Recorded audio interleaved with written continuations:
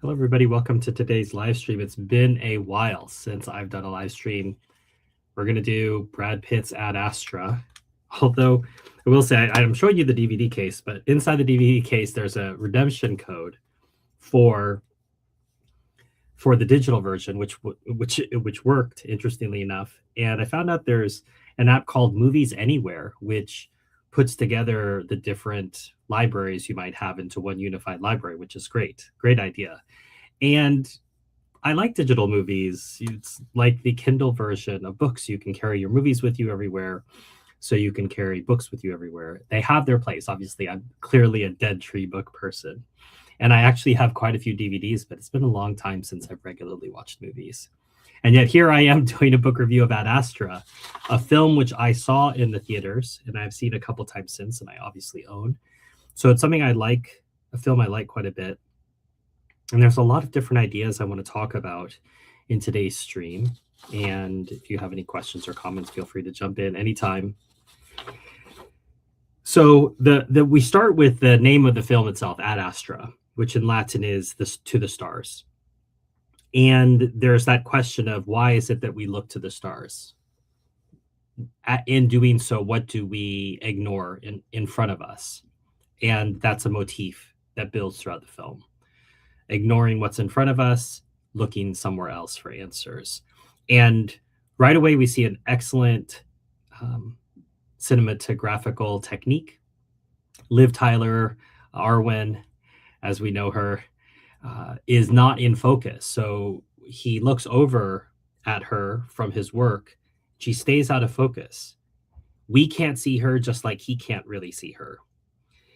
And we also see very, very early, I would say like the first 5 minutes of this, we get a very quick introduction to this world, which is labeled as the near future in the opening captions. Your psych evaluation has been approved. This is clearly AI checking your heartbeat and your words to correspond to certain tolerances. And I very much see that as the future with AI receptionists and everything else, that at some point they'll have technology knowing about your biorhythms so that they can gate you from things. So those are things I observed right at the beginning. Something I observed right at the end, which obviously my Palestine bookshelf background has helped me to see. And you might think, well, wait, Steve, what are you talking about? I think one of the producers of this film was Arnon Milchan. Arnon Milchan is a buddy of Benjamin Netanyahu. I wouldn't have known that if I hadn't watched the BB Files. So if you haven't watched that, if you're interested in Palestinian issues, the BB Files is an excellent expose of Netanyahu and his corruption. But it also led me to think these people are everywhere, as usual. And here, even talking about a science fiction film, I can't get away from, in a sense, Benjamin Netanyahu. But something I noticed right at the beginning, something I noticed right at the end. Something in the middle is the trip to the moon. So to get you to understand why are we going to the moon, I have to tell you about the conceit of the movie, which is the Brad Pitt character has gone into space as a field because of his father, who is considered a hero by NASA and Spacecom. His father led an expedition out to the very edge of the solar system and then disappeared. And so the idea is maybe he died, and that is what some people believe. There are these electrical storms hitting Earth, which are coming, they think, from Neptune, from where the ship originally disappeared. And they think because of Roy, who's the Brad Pitt character's connection to his father, you can make an appeal. Now, how are we going to transmit this? We have to transmit from Mars. Mars has the closest relay. It's still operational. A lot of the other stations have been damaged because of the surges, but Mars's station is underground, so it has not been, for whatever reason. They're still able to transmit. And so you need to go to Mars The way you do that is you've got to go to the moon first. The moon will get you a launch to Mars. When you get to Mars, you can transmit. You can see what happens. Fairly straightforward conceit. When we get to the moon, we see commercial space travel. I think they use the Virgin brand, probably Virgin paid for that product placement. And it looks realistic in terms of commercial space travel. You're in this spacesuit. He asks for a pillow, and I think he does a biometric scan similar to what you'd see in Whole Foods for Amazon. He comments on what he sees on the moon. We are the world eaters, recreating what we are running away from. Again, that motif building. What is it that we're searching for elsewhere when what we have and what we need is right in front of us?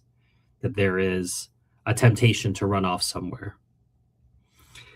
And the visuals are stunning in this film, over and over.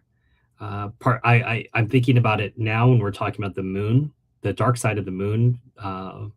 Visuals, excellent. Mars, very beautiful. And although I wondered, there's a lake in this version of Mars, and I thought, how did that get there? One of the most beautiful shots of Jupiter that I've seen in film, and it's only a moment. I think that's the thing is Gray is willing to, I don't know how much that shot cost in terms of production, but it's only on film. It's only on screen for a few moments, but it's a very, very beautiful shot of Jupiter. And same thing, there's a shot of Neptune towards the end of the film, but you see it in the reflection of Roy's visor, the Brad Pitt character. But as I saw Jupiter, I can't help but when I see things like that I really want to see, I'm reminded of the quote from St. Anthony Avellino, as quoted by St. Alphonsus, that one day my feet will tread on those stars. Meaning, eternity is in a sense beyond all this, that if you want to see Jupiter, you might well be able to see it in eternity. And I hope to see Jupiter in eternity, up close and in person. So the film now has us in this direction of travel. We start with Roy, and we're heading out towards Neptune. But interspersed, obviously, and I would say is at the heart of the film, is the question of the father-son relationship. The question of the burden of your father being such a hero. And I'm going to head into spoiler territory here. So if you want to see this film, maybe hit pause and come back to it. Although I will say, even with the spoilers, I think you will still really enjoy this film. But just, you've been warned. As Roy is heading out there, he's already thinking about his dad. And that's going to be a theme throughout, reflecting on my father going away. And this only gets darker because we learn more. And I think in an excellent reveal about halfway through the film, we find out through one of the characters on Mars, she's a Martian, she was born there, she's only been to Earth a couple times, that Roy's father is actually a villain. That there was a conflict between the crew and Clifford McBride, who's the Tommy Lee Jones character, who is the father of the Brad Pitt character, Roy. They have looked at the data and they've said there's nothing out there. We should head back home to our families. And the Tommy Lee Jones character says, "Oh no, no. We're not going to let facts get in the way of our hope." And he turns off the life support system in the area where the mutineers are, and they all die. And in this devastating line delivered by this Martian character, she says, "Your father killed my parents." There's all sorts of themes running through, but one of them is explicitly said in the film. The sins of the father are visited upon the next generation. And this is, of course, an Old Testament idea. It's not one without coherence in the New Testament, but it is something of a tension between what has my father done and what do I do? and what are the choices that I make. And that builds to this, what I found emotional. I probably found it emotional the first time I watched it, but maybe in a sense more emotional this time when I watched it. And the Tommy Lee Jones character is so detached. He's been living out there by himself in Neptune, having murdered these people for decades. And you can almost see the Tommy Lee Jones character trying to hurt Brad Pitt, trying to create distance. I never cared about you or your mother. I knew that it would make her a widow and it would make you an orphan, but I still couldn't shake what it was that I wanted. And here we have that tension between being so single-minded to your work and still trying to be the head of a family. And I've talked about this in other book reviews regarding Elon Musk, regarding Steve Jobs, that they have documented not doing a good job. They've admitted that. And that's still a price that they're willing to pay. And that question is opened up to us here. Can I be obsessed about something and still be a good father? And the Brad Pitt character, Roy, cuts right through that question. Because as he's being told these horrible things by his father, he says, I still love you, Dad. And it's a beautiful moment, possibly the most beautiful moment in the film. And it's beautiful now that I'm thinking about it. That question of what evil can my father do to me that I will not like, I mean, abandoning him and his mother. And what's interesting is Roy is known from the beginning of the film as someone who's famously calm. This expresses its way positively in his professional life and negatively in his personal life. Positively in his professional life because they said your pulse never goes above 80. Somehow he's always able to remain calm. But part of what we realize that is him closing himself off from the world.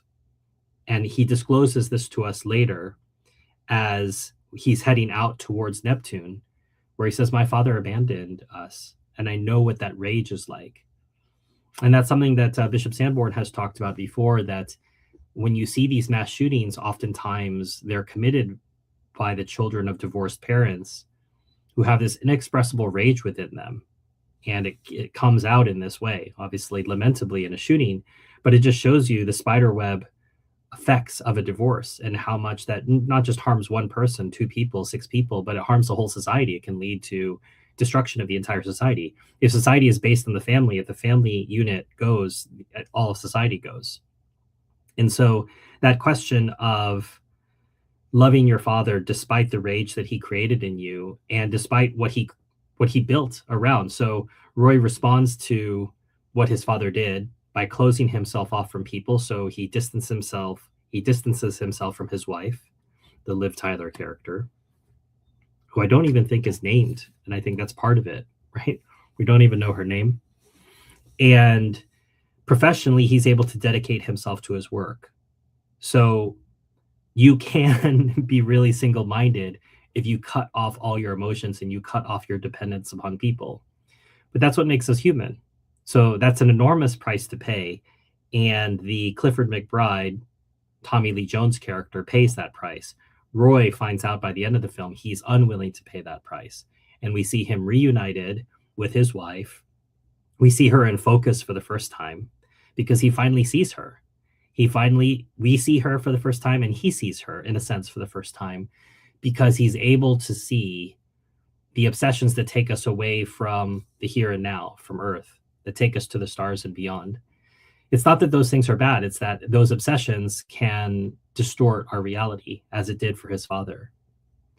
And that was, I think, another very hard, very difficult moment, especially because we've only seen their reconnection recently. We're here at the very end of the film. He's reconnected with his dad. He has to blow up this ship because the ship has been causing these electrical pulses that have damaged Earth because of the fight that he had. And that's another motif there. Conflicts that we have, they go over time and space.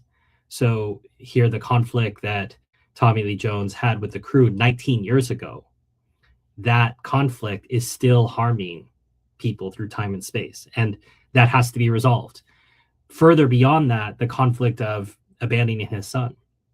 So there's a nuclear bomb that has to do that. But the Brad Pitt character, and I'll save that for the film, I won't spoil that, but he has to find an ingenious way to get through the rings of Neptune to get back to his spacecraft to get out. And slightly unbelievable escape from Neptune back towards Earth, which I think was listed as, where's the number? 2.714 billion miles away. And at the end of the film, we see yet another one of these, whether it's accidentally Christian or coincidentally Christian. James Gray does not seem to have any sort of, I think at best he's a secular Jew, once more going back to the Arnon Milchan connection. But these themes are there for people to hold on to, whether they're intentional or not, they exist. And in that scene where he sees Liv Tyler and you hear him calmly talking to the AI, doing his normal health check-in, and she's coming into the restaurant to meet him for coffee, I think, hoping to reconcile both of them. Her face doesn't betray any emotion. We don't see that hint of a smile, which leads us to a happy ending. But the very fact that she's there is a very positive sign. And that's the way that the film ends. I think on a very hopeful note, that he says, I will share their burdens and they will share mine. And of course, this is straight out of the New Testament. We are called to bear each other's burdens. That is part of our life, even on the natural level, but on the supernatural level, it makes life even richer, much, much richer. It gives it purpose and direction. So I said that is at the end of the film where he's alluding to this Christian idea of I will share their burdens and they will share mine. But we see this sprinkled all throughout the text, throughout the film. Early on, we have video footage of Clifford McBride where he talks about being overwhelmed by the presence of God out towards Neptune. We have the pilot of the ship leaving the moon, saying the St. Christopher prayer, saying a prayer to St. Christopher. That's cut off halfway through the roar of the liftoff, but it's still there. It still exists. I've not seen that before in film. And it seems to me added on purpose, trying to touch on these religious motifs. It could have been an entirely atheistic film. There's nothing like that here. The burial at sea, effectively, when you're in space, it's a ship. It's just like a sea. So they send the body out into space. And the words that are read by the crew are, may you meet your Redeemer face to face and enjoy the vision of God forever. These are explicitly, can I say they're explicitly Christian ideas? I mean, a St. Christopher prayer saying, I'm overwhelmed by the presence of God, saying, may you meet your Redeemer face to face and enjoy the vision of God forever. Obviously, these are pointing towards a Christian theme.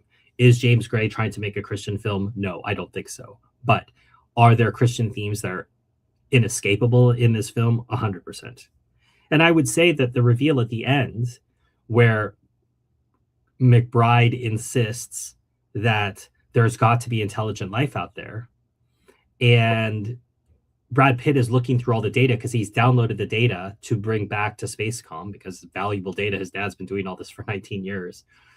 He says his dad was able to see all these things, but he could only see what was not there, the quote unquote intelligent life. He wasn't able to see the beauty that was there.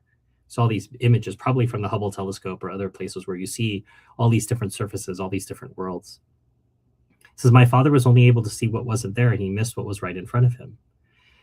And that goes back to the question of the title of the film, Ad Astra. Why do we look for our answers outside when the answers are inside? And I'm reminded of Flannery O'Connor's famous quip that anyone who has survived childhood has enough to write about for a lifetime. And that's true too about travel. And I say this as someone who's traveled a lot. The most important journeys are the ones that we take inside ourselves. And if we don't know ourselves, it doesn't matter how many places you visit. You're going to miss the most important journey of all, which is within yourself. So I would argue this is a wonderful film to help remind us of those themes, ask us questions about our relationship with our Father, ask us about our relationship with other humans. Are we as connected? Are we too single-minded in our quotes, in our quests, rather? And the importance of families tying together our society. And without that, our society is doomed. So I would say a fairly heavy stream for a Saturday morning. And a couple things too I'll note before wrapping up today. Obviously, there are elements of the hero's journey here. We might talk about that in a future review. But I didn't notice until later, because I'm taking notes the whole time that I'm watching this. It's just a different way to watch a film. When you're watching it for a live stream, you're very focused on trying to pick up things. And I only noticed, I think, maybe 15 minutes after I'd seen that the crew was multiracial, the sort of Star Trek checkbox. We have an Asian guy, check, a black female, check, and yet the pilot was still a white man. So it was this sort of, I don't know if there was an in joke there. Obviously, it can't possibly be. It would have to be like a trans mushroom would have to be leading the ship. But there was a white man, shocking, and I think even a white man first officer. So there was some fun there with the checkbox of the Star Trek crew, and yet still some realism. Also, a reminder, very briefly, we see it on Mars when they land and they're processed. They're processed through by very working class people. And that's something that the Expanse series does very well. And if I've only done a review, I think, of 2 Expanse books on this channel. So if you want to go back and take a look at that, but the Expanse does an excellent job. And this is going back to the Alien franchise of showing working class people in space. We think of space as the domain of educated astronauts. But if space is a place where humans work in the future, you're going to have working class people there too doing undesirable jobs. And we see that very, very briefly on Mars. And I like that a lot. The last thing I'll talk about, as I said, spoiler. Roy and his father ultimately don't get the happy ending. He has to let his father go, and I'll let you see what that means. But it's very painful for him, and we see this cry of pain. And sometimes that's required. I would argue, in fact, in the sense of that's always required. For those of you who've had family members pass away, we have to let them go. We'll never get over that loss. We'll never get over the space that they occupy in our hearts and in our minds, but we can't hold on to them in a way that stops us from moving forward. And I think that's demonstrated here, because after he lets his father go, he's able to move forward with his life, in part because of the lessons his father has conveyed to him, intentionally or no. So I don't see any questions in today's live chat, but if you have questions when you're watching this on replay, please put them in the comment section. I'll do my best to respond to them. If you liked what you saw here, hit like, subscribe, share this with people who might be interested in film reviews, or film reviews specifically of science fiction films, or film reviews of films with Christian themes, intentional or otherwise. And I will see you on here for our next live stream. As I said, like, subscribe, hype, whatever that means and does. And I'll see you next time.